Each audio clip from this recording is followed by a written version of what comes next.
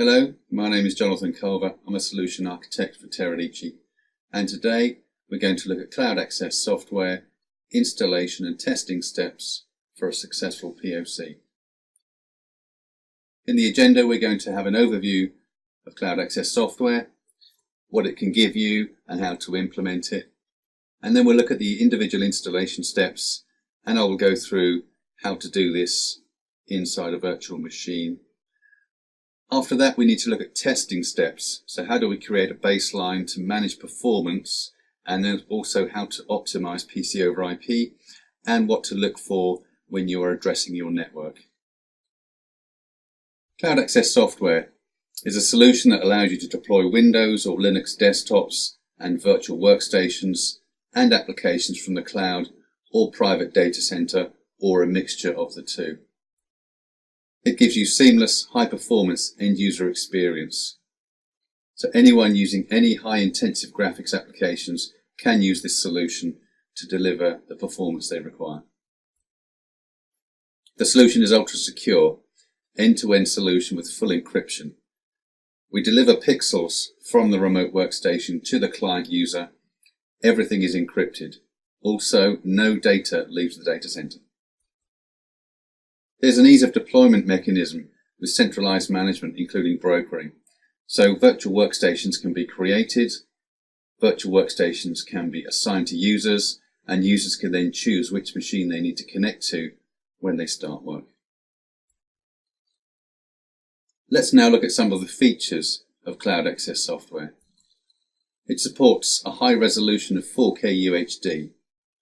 It also supports low latency peripheral support for specialist devices such as tablets and 3D space mice.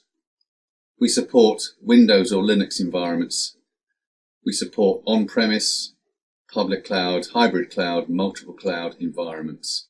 So you can choose where to deploy your workstations.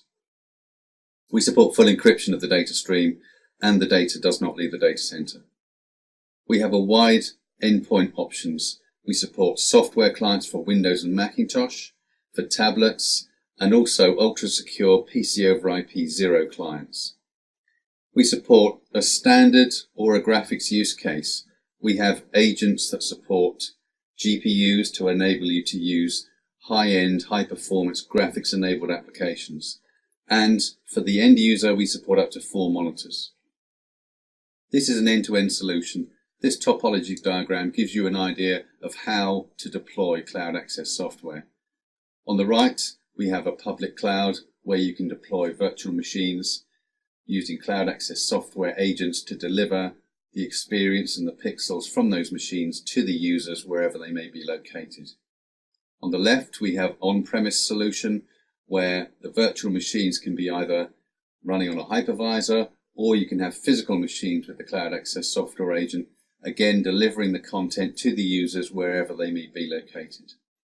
As you can see from the bottom of this diagram, we have mobile clients for tablets, we have Zero clients, and we have software clients for laptops and PCs. And all of the data streams, all of the pixel streams that are coming from these virtual machines and physical machines are encrypted. They can be a direct connection, so a user can have a direct connection from their client to a particular virtual machine and dedicate it, or we can have a brokered connection where the user logs in, the broker then delivers the resources that have been assigned to that user. And we can have multiple users connecting concurrently. We also have power management, so at any time you may need to stop a machine or start a machine because you want to make this as efficient as possible in terms of usage and of cost. Now we're going to look at the installation steps. The first thing we need to look at are the system requirements to make sure you're deploying cloud access software in a supported environment and that the environment will work for you. Then we'll go through the individual installation steps in a virtual machine. So we need to look at creating the virtual machine. We need to install the operating system into the virtual machine or physical machine.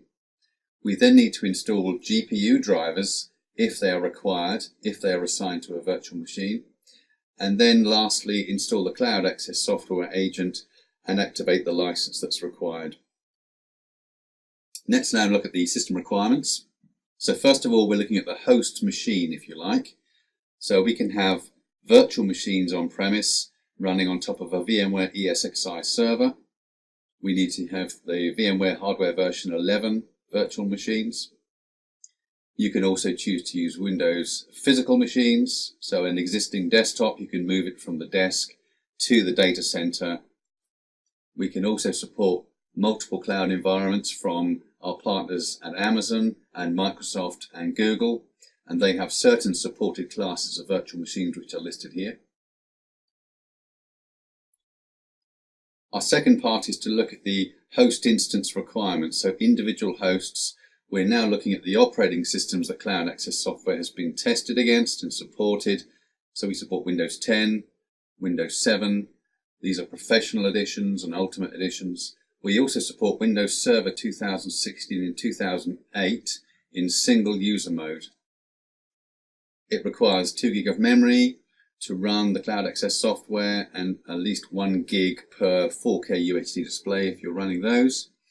We also need to talk about the CPUs, so we need at least 2 virtual CPUs on the host desktop, and very importantly, the network ports. So if you're connecting users from outside of your organization to one of these virtual machines, you need to make sure these ports are open. Specifically, the Teradici PC over IP port, which is 4172. This typically runs over UDP and TCP. The other ports listed here, TCP 443 is used for login authentication, and TCP 60443 is used for brokering. If you're going to use GPU-enabled virtual machines, GPU-enabled physical machines, we support a range of NVIDIA GPUs that are covered by the NVIDIA Capture SDK. Any driver for any of these GPUs that's written to match the Capture SDK will be supported by the Cloud Access Software agents. We're also offering an AMD FirePro technology preview for certain cards on certain operating systems. Notice certain cloud providers have classes of GPUs that they are running inside their virtual machines. So for example, in Amazon, they have a G2 and a G3 model. These are the virtual machines which are running the NVIDIA K520 and the NVIDIA M60. On Microsoft Azure, they are running the M60 graphics card, and currently in Google, they're running the P4 and the P100. These all depend on the region where you're deploying your virtual machine, so check that first. The licensing methods are available. We have 2 licensing methods. One is an online method where you need connectivity to the internet. This is called cloud licensing, and notice the little icon which looks like a document. This is where the license is actually activated and stored. So cloud licensing needs internet connectivity, and each agent in each virtual machine will have a license activated. If you have a network which is not connected to the internet, it's a dark site and it doesn't have any method to get to the internet, we also offer a license server model where you build a license server inside your organization, whether that is on-premise or in your cloud deployment. You then activate the licenses locally in the license server. This is then responsible for delivering the licenses locally to the Cloud Access Software agents when the session starts.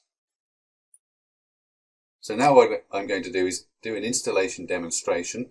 I've already built a GPU-enabled virtual machine. I'm going to connect into it using Microsoft RDP because I'm using a Windows virtual machine, and then I will show you how to install the Cloud Access Software agent, how to activate the license, and also check the system requirements. So now I'm connected into my virtual machine. This is running in Microsoft Azure in West Europe. It's running Windows 2016 Server, and all I've done to this machine is add a Teradici background. I've already downloaded some items which I need to perform this demonstration. You can see I've downloaded some NVIDIA GPU drivers. I've installed the Cloud Access Software Agent version 2.14, and I've also downloaded a utility which I'll use to monitor performance in a minute. So let's look at the existing machine to see what's installed. As you can see, I've got the graphics driver for the NVIDIA card enabled. So what I'm now going to do, that's a system prerequisite, that's already installed. I can now install the graphics driver because this graphics version of the agent will now look for the GPU drivers. So let's just double click on this and run this.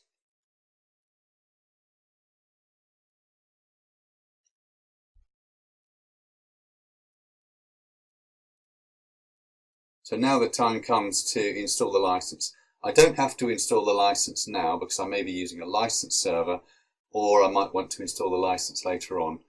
If I do, I can come back to this process later on, but I've already got the license key available.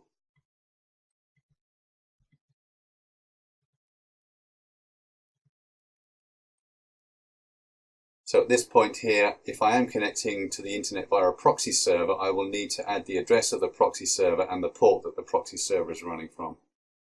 This has a direct connection to the internet, so I'm going to bypass these settings. And now the license is being registered with Teradici.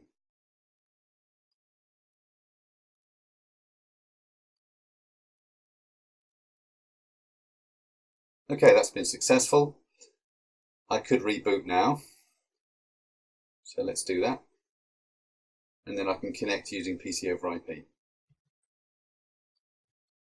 So I've disconnected from the RDP session of the virtual machine. I now need to create a session with the PC over IP client. So I need to make a new connection. And I've already recorded the IP address of that virtual machine in Microsoft Azure. I then give it a connection name.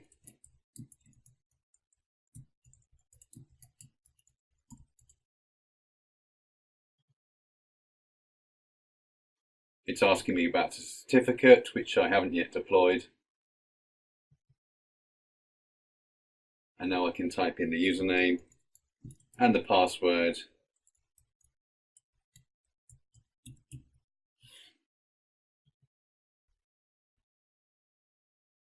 And now this client will now connect using a PC over IP session to the virtual machine that we were just looking at. First thing to note, if we go to the notification area, we're now provided with a PC over IP control panel.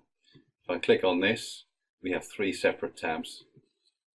We have a licensing tab, so that shows me the license I've activated lasts until January 2019. I can check if there are any updates for the agent, and I can implement those updates online. And if I have any troubleshooting to do, I can gather all the support logs and information relevant for our support team to look at. This will create an archive file in a zip format, which you can then send on to the support team for testing. So now we've confirmed installation, we can talk about testing steps. So because PC over IP uses UDP at the transport layer, we need to check the network requirements. We may need to plan ahead, and the best way to plan ahead is by using the PC over IP session planning admin guide. Have a good read of that. This gives you information on parameters for PC over IP such as packet loss, latency, bandwidth requirements, and these are all based on the pixels that are moving from the host to the client. Once you've read the PC over IP session planning admin guide, we can then create a performance baseline with Microsoft and Teradici tools to check your exact use case.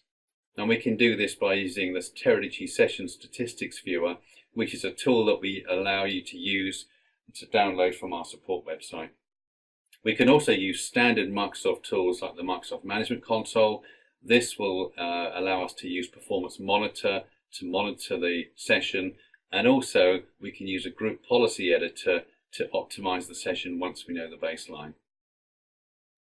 So let's move back into the virtual machine. And what I'm going to do is go back to my downloads folder, and I'm going to open up the Session Statistics Viewer, which I've already downloaded. This is a freely available tool from our support site. And when you open it up, the first thing you need to do is to connect it to a virtual machine to monitor. So I'm going to add the local virtual machine, the one that we're looking at now. I'm going to use the current credentials.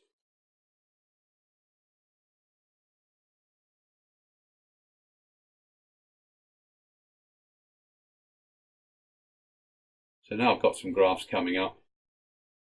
I can choose what to look at. The first thing I'm going to do is actually ungroup the counter modes so I can see every single counter that's possible. And then I can use this drop-down menu here to look at the ones that are important to me at the moment. So I'm going to look at round-trip latency in milliseconds. And you can see the graph is slowly moving. This is a real-time tool. And I can highlight this and click anywhere on that graph, and it gives me a balloon window telling me the exact value in milliseconds of the round-trip time and the time when this happened. Let's look at another important counter, which is transmit bandwidth kilobits per second. So this is actually showing me how much data is moving. And as you can see, at the initial session, there was quite a lot of information being delivered because the background screen, the wallpaper was being delivered. But currently, as there are no pixels moving, this is quite a quiet graph.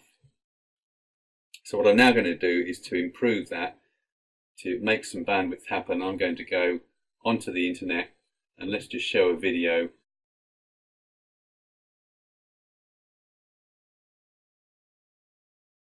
And if we go back to the session statistics viewer, you can see that the bandwidth has increased quite a lot. And especially if we move this window so we're not obscuring the video.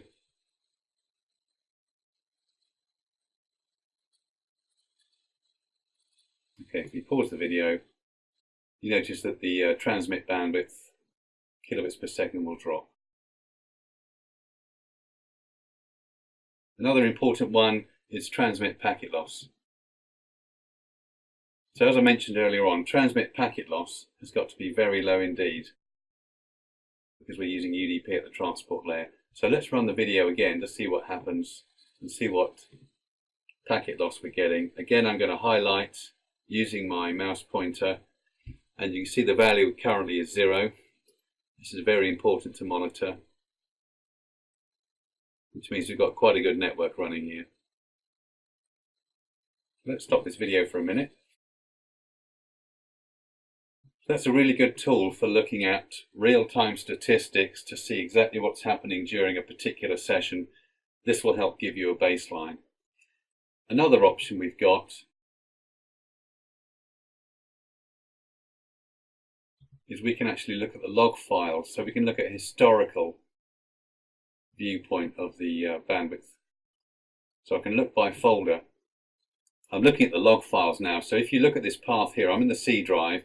I'm in program data, Teradici, PC over IP agent, and if I double click on the logs folder,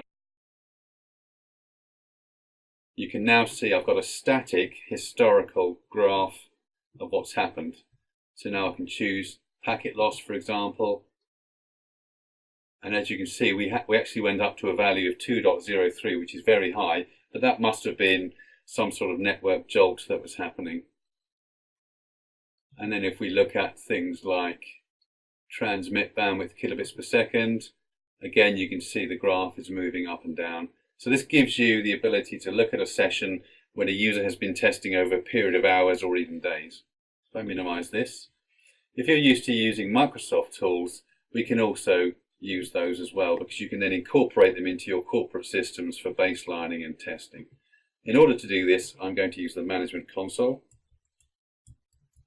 This is the Microsoft Management Console, and I'm going to build my own PC over IP monitoring console from this. So in the File menu, I'm going to add and remove a couple of snap-ins. So the first snap-in I need to look at is monitoring. So I'm going to choose Performance Monitor to do this. I'm also going to need a tool to optimize the PC over IP session, and we do this through Group Policy Object Management. So we provide a policy. At the moment, I'm going to do this directly into the local computer's registry, and then once this is successful, I can then deploy this as a standard group policy through Active Directory. If I now open the performance tool, go into monitoring and click on performance monitor, I now need to add some counters and objects. These are provided as part of the installation of Cloud Access software. So if I scroll up, you will see that we add quite a few PC over IP statistics for you to monitor. These are all grouped into folders. So the one I'm going to open is imaging statistics. I click on this drop down arrow and then I can choose individual counters to look at. So I'm very interested in imaging encoded frames per second. This shows you the frame rate of the pixels taken from the graphics adapter, encoded into PC over IP, and then sent down to the client to receive the pixel stream. As you can see, there are quite a few metrics you can look at. Another one which is very important, within the network statistics, I need to look at round trip time in latency, milliseconds. I'm also going to look at packet loss, because that's very important. And I'm also going to look at transmit bandwidth kilobits per second. So these are the counters that I always look at when I'm performing any baselining of PC over IP. So let's see what's happening. These are the same metrics I've checked in the session statistics viewer. I'm just now doing it in a Microsoft tool. So let's roll back to the video. And as you can see, there is our baseline being created. The good thing about this is you can click on any one of these items in the bottom list here in dark blue, and you can see the minimum, maximum, average. So this gives you a good option to actually monitor these dynamically. And you can create and look at the tool in different ways. This is the histogram. And if you like looking at numbers, you can look at the live report. This is real time.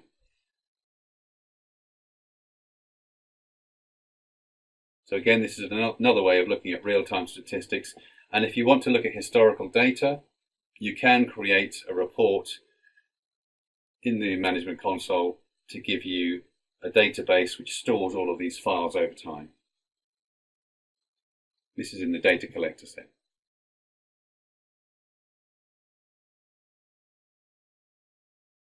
So there's your baseline. What I'm now going to look at is how do we optimize. So we've decided on our baseline, we know what frames per second we're getting, we know what round trip time we have, and we know what bandwidth we're going to typically use. We can now choose exactly how to limit these sessions and optimize PC over IP. So what Teradici gives you is the ability to lock down a session, to control the variables within that session. And to do that, we need to add a template that Teradici provides into the group policy tool. And what I need to do is go back to the root of the C drive, go into program files x86, into the Teradici folder, into the PC over IP agent folder, into configuration, and there is my standard PC over IP.adm template. I'm going to import that, so that's ready for me to use. And you'll notice I now have an extra folder at the bottom of this list called Classic Administrative Templates. If I open that further, I have session variables for PC over IP. I'm going to use the overridable session settings, and now I can talk about the important ones for this session. So we have an option called Configure Build to Lossless. What I'm going to do is double click on this, and this allows me to see what's happening in this and to enable it as well. So the build to lossless feature of PC over IP gives you the perfect image. So it will build to a lossless state, which means no pixel is out of date. This also will have an effect on the environmental factors of your bandwidth. It will increase bandwidth because it's trying to give you the perfect image. So what I would suggest is you test PC over IP first. If you want a higher quality than you already have, is to enable build to lossless, but be aware that your bandwidth requirement. The next setting that's important to me, if I close this one, is the maximum PC over IP session bandwidth. So if you've done some baselining, you may realize that your session is using maybe 8 to 10 megabits per second, and you don't need a user to use any more than that. So you can actually limit them by clicking on the enable button and then choosing the value in kilobits per second, and then that will be limited and the user will not be able to peak above that. The good thing about this is it also may improve the smoothness of the session. So without setting maximum and minimum bandwidth for PC over IP, it will actually do dynamic network adaptation, which means it's always monitoring the bandwidth that's available to it and always trying to ramp up or drop down whenever the network gets constricted. If we decide and we know exactly how much bandwidth each user has, we can then take the network settings, apply them into the policy, so the user will always run at a maximum of 10 and maybe, let's say, a minimum of 2.5, and that will actually smooth out the system. It's a bit like using cruise control in your car, where you're not moving up and down in speed, you're going at a nice steady speed. This is what we're trying to achieve here. Every one of these settings has an example, and it gives you further information about the setting before you make it. Another important setting is the session floor. So this is the minimum that we try to reserve for any user. Again, base this setting on the baseline that you've already generated from a user. Again, the value is in kilobits per second, and again you get information on how this works. This is always going to be a lower value than the maximum, but it's like a minimum that you set to try to give your users the minimum bandwidth they require for. Another important one, we're looking at image quality levels, so we're a bit further down the list here. If I double click on this, what we have here, if we go down to the bottom on the left, if I enable this, we have a value of maximum frame rate value. So the Cloud Access Software agent has a maximum frame rate of 60 frames per second. But if you want to reduce that, say for example your applications and the operating system only require 20 or 25 or even less, maybe 15, you can reduce your bandwidth utilization by dropping the amount of frames or minimizing the amount of frames someone can use to say 15. And that's the maximum amount of frames that Cloud Access Software will deliver to the client. We also have two other values here, which are Teradici quality values. And what I suggest you do with these is leave them as default, and then if you need to change the initial image quality or frame rate versus image quality, just test these out, move them 10 at a time to see if this makes the improvement you require. If not, just move it back to the default. Okay, something which is very useful for security purposes is a USB option inside the session. So you can enable or disable USB altogether. The keyboard and mouse will continue working because that uses a separate session. But if you want to allow certain USB devices, we can enable this setting, and we can choose exactly the identity of the USB device by its vendor ID, its product ID, and even its serial number, so you can allow certain USB devices to connect into a virtual machine. Currently this is set to a wildcard of 23xxxxx, which means anything, but you can put up to 10 rules in here to allow or enable certain USB devices. Again, this is about increasing your security. If I go back to my monitoring, let's look at performance. So now I've got quite a few minutes of performance I can look at here to determine the baseline, make a record of these, and then go back to the group policy settings I've just shown you to enable you to optimize these settings. So if we go back to the testing steps, we've checked the network requirements by reading the session planning admin guide. We know about packet loss. We've identified the round trip time and the bandwidth maximum and minimum we need. We've also looked at quality of service for UDP. You may need to run this if you have lots of TCP traffic joining the network at the same time. You know how to create a baseline and how to optimize Cloud Access Software PC over IP using group policy settings. And the next step is to test your use case for as long as you need to actually make sure the POC is successful. And finally, we have some useful resources There is a link to our Cloud Access Software product page. We have a link to our support website where you can see administration guides, architecture guides, session planning guides, tools, knowledge base articles, and the product download, which is help.teradici.com. And we also have a PC over IP community forum website where you can share feedback, ask technical questions, or view posts from your peers, which is communities.teradici.com. I'd like to thank you for listening, and goodbye.